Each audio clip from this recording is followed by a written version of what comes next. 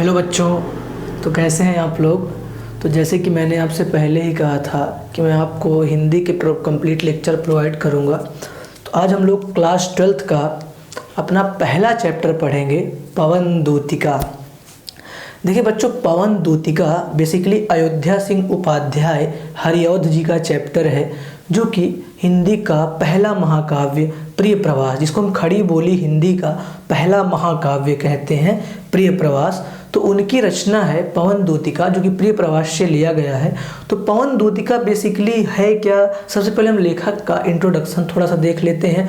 उसके बाद पवन दूतिका के बारे में हम देखते हैं कि क्या है, ये कैसे है। तो अगर हम बात करें तो जो हमारा पवन दूतिका चैप्टर है, ये पवन दूतिका चैप्टर बेसिकली हरिऔध जी का है। हरिऔध जी का जो मूल नाम है वो अयोध्या सिंह उपाध्याय हरिऔध है।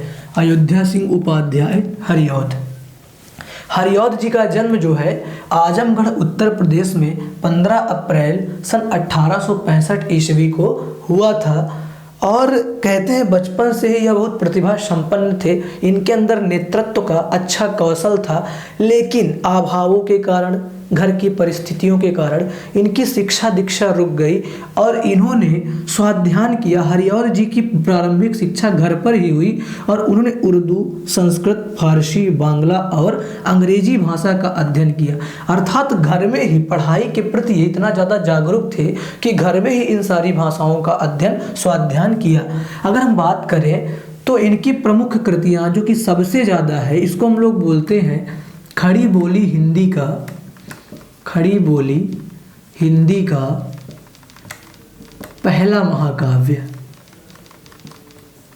खड़ी बोली हिंदी का पहला महाकाव्य जो है वो प्रिय प्रवास है। इन्होंने वैदेही वनवास लिखी, बहुत सारे नाटक लिखे, उपन्यास लिखे, तो आप लोग डिटेल में अपनी एनसीईआरटी में देख लीजिएगा। इनकी जो मृत्यु हुई वो 16 मार्च 1947, जब हमारा देश आज़ाद होने का कुछ ही समय बाकी था, तो इनका जो है मृत्यु हो गई और आजमगढ़ उत्तर प्रदेश में इनकी मृत्यु भी हुई। बेसिकली इन्होंने, इनकी जो रचना थी मोस्ट ऑफ खड़ी बोली में थी और खड़ी बोली में ही ये काव्य लिखते थे। अब अगर हम बात करें तो देखिए बच्चों, जो पवन दूतिका चैप्टर है, यहाँ पवन से आशय है हवा से, और दूतिका का मतलब होता है संदेश वाहन, है ना, या हम कम्युनिकेशन बोल सकते हैं। तो देखिए राधा जी, हम लोग सब जानते हैं, अपनी पौराणिक कथाओं में सुने हैं कि 11 वर्ष और 56 दिन भगवान कृष्ण वृंदावन में रहे और वहाँ के नर नारी, वहाँ की गोपियाँ, वहाँ के ग्वाल श्री कृष्ण से अत्यधिक प्रेम करते थे।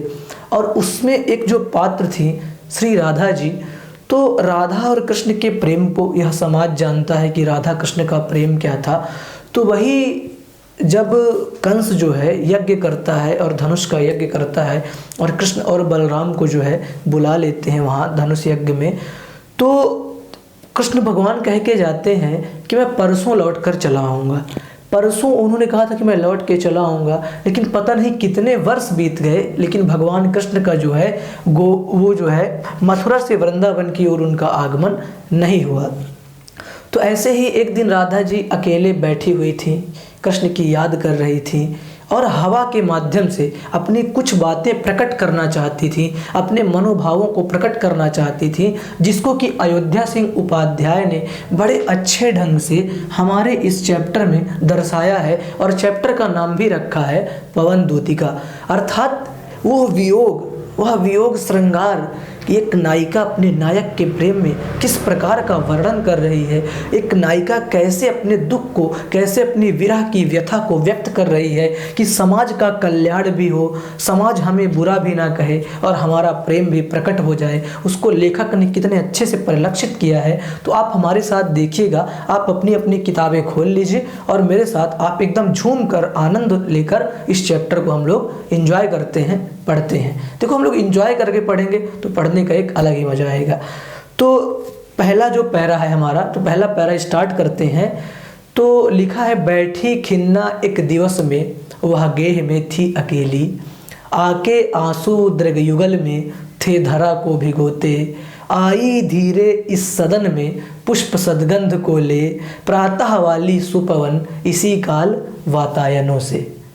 अर्थात लेखक किस प्रकार राधा जी का दुख व्यक्त करता है कि बैठी खिन्ना। देखिए खिन्ना का मतलब क्या होता है? खिन्ना का मतलब होता है दुखी। एक दिन राधा जी दुखी होकर अपने भवन में अकेली बैठी हुई थी। बैठी खिन्ना, एक दिवस में वह गेह में थी अकेली। एक दिन राधा जी बहुत व्यथित होकर, दुखी होकर अपने भवन में अकेली बैठी हुई थी, है ना। बैठी खिन्ना, एक दिवस में वह गेह में थी अकेली, आके आंसू दृग युगल में थे धरा को भिगोते, है ना। दृग मतलब होता है नेत्र और युगल मतलब दोनों नेत्र अर्थात नेत्र के कोने। तो आके आंसू दृग युगल में थे धरा को भिगोते, उनके दोनों नेत्रों से परस्पर अश्रु बह रहे थे और वह पृथ्वी को भिगो रहे थे, पृथ्वी को गीला कर रहे थे।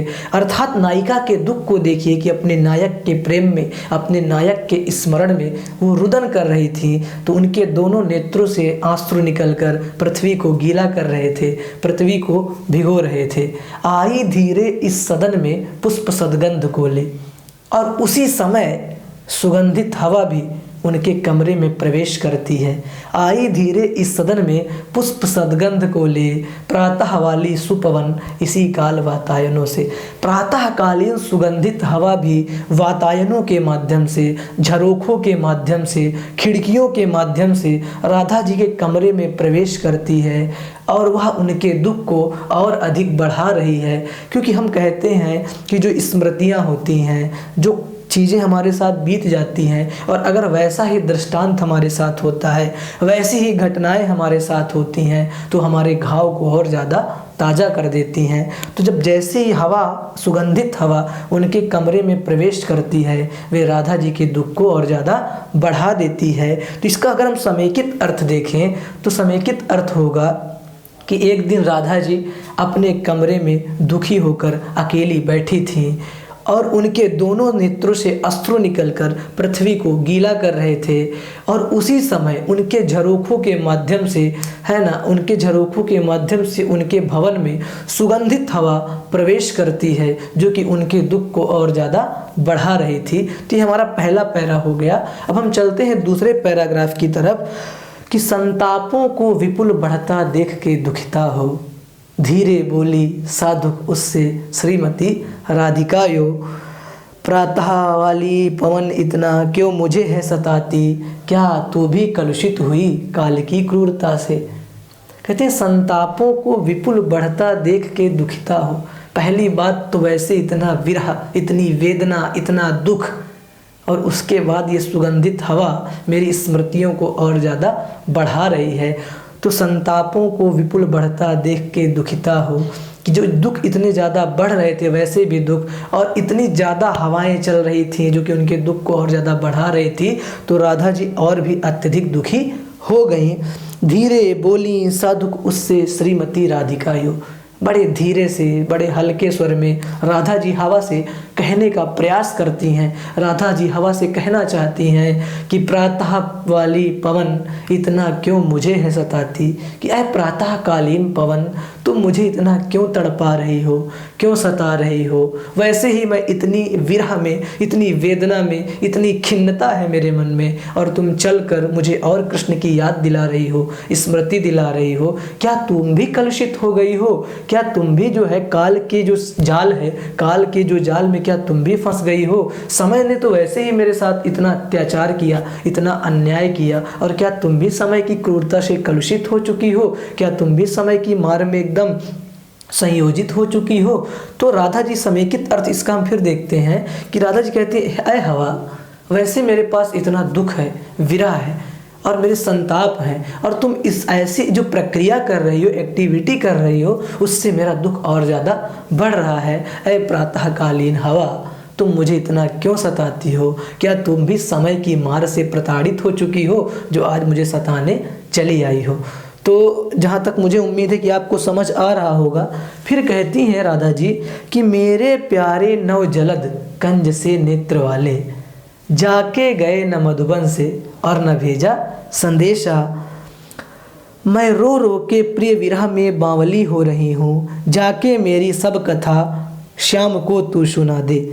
कह रही हैं कि मेरे प्यारे नव जलद से कंज से नेत्र वाले, मेरे प्यारे नव जलद, अर्थात मेरे कृष्ण कैसे हैं, नव जलद के समान, नवीन बादल, जलद बोलते हैं बादल को, तो कह रही है मेरे प्यारे नव जलद, मेरे जो श्री कृष्ण हैं, मेरे अत्यधिक प्यारे जो हैं श्री कृष्ण, वो नवीन बादल की तरह हैं और उनके नेत्र कंज अर्थात भंवरे की तरह हैं।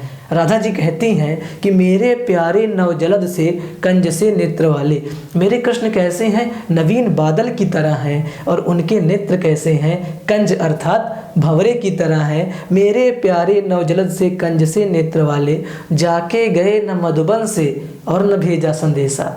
जब से इस मधुबन से गए हैं, जब से वो वृंदावन से मथुरा गए हैं, वो खुद तो आए ही नहीं और ना हमारे लिए कोई संदेश प्रेषित किया है। मैं उनकी स्मृति में रो रही हूँ, तड़प रही हूँ, बिलख रही हूँ और परेशान हो रही हूँ।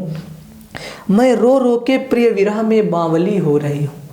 मैं अपने प्रियतम अर्थात श्री कृष्ण के विरह में, वियोग में रो रो कर, बावली मतलब होता है पागल होना, तो मैं रो रो कर अपने श्री कृष्ण के विरह में पागल हो रही हूँ। ऐ हवा, जाकर मेरी सारी दुख की कथा, मेरी जो स्थिति है उसको व्यक्त कर दे, श्याम को सुना दे, अर्थात श्याम सुंदर को मेरी सारी दुख की कथा तुम जाकर सुना दो। तो हो सकता है कि उन्हें हमारी स्मृति आ जाए और वो हमसे मिलने आ जाए या अपना कोई संदेश ही हमको प्रेषित कर दें।